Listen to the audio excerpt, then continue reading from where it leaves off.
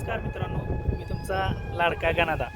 आणि आजचा विषय असा आहे की आमच्या घराच्या पाठीमागं थोडीशी जमीन एक पडकी होती, म्हणून त्यात आम्ही घरी खाण्यासाठी परत आमच्या कर्त्यांना पण खाता यावं, आम्हाला पण काय खाता यावं म्हणून असे 4 सऱ्या माळवं केले आणि ते मी तुम्हाला दावतो. 1 मिनिट. सगळं स्वच्छता वगैरे करून व्यवस्थित. तर हे अशा पद्धतीनं ही कोबीज आहे, कोबीज आहे. ह्यो वरणा लावला आहे, इथे जरा तणकाड उगवलं आहे. हे ऑर्गॅनिक केले सगळं ऑर्गॅनिक, त्यामुळं आम्ही तणनाशक मारू शकलो नाही. इथली लोक पण बांगलायला गावलेली नाहीत, कारण इकडली हा यात्रा, त्यामुळं आता बांगलन बसवायचे यात. ही फ्लॉवर आहे इकडं, तिकडं वांग्याची झाडं आहेत, ही पालेभाजी आहे तिकडं. आणि आजचा व्हिडिओ केला आहे म्हणजे टॉमॅटोची रोपं लावलेली आणि ती सगळी खालनं सगळ्या गावाभर पसरलेली आहेत.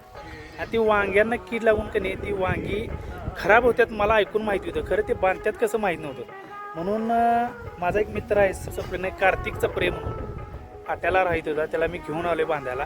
तर ती वेल कशी सगळ्या गावावर पसरल्यात तो मला धावतो आणि तिनं कशी बांधल्यात ते पण धावतो. ही वेल आहेत बघा, ही वेल खाली सगळं गावाभर सगळं पसरल्यात. ही बघा असं, हे सगळ्या गावाभर पसरल्यात, हे सगळं असं, आणि ही बांधल्यात बघा दोरीने. तर हे कार्तिकने हे बांधलेलं आहे. हे माळव्याच्या शेतातली भरपूर त्याला लहान वयात लय मोठं नॉलेज आलं आहे, म्हणून त्याला मी इकडे बांधायला घेऊन आलो आहे सगळे. तर ह्या पद्धतीने त्याने सगळं बांधलं आहे बघा, हे सगळं असं बांधलं आहे, हे अशा पद्धतीनं बांधलं आहे बघा, हे अशा पद्धतीने बांधलं आहे. तर ह्याला सौरभ अजून किती वेळा बांधायला लागते काय? ह्याला अजून बांधायला लागणार, जेवढ्या ठेपा सुटतील तेवढा बांधायला लागणार. तरी किती फांद्या सुटतात? तर एक 40-50 50 फांद्या बांधायला लागणार. 50 दोऱ्या बांधायला लागणार. होय काय? इथं यायचं, बर. ही परत ही फांदी धरायची, आता हां ते गाड मारायची, हां, ते गाड मारून ही परत हा असं बांधायचं.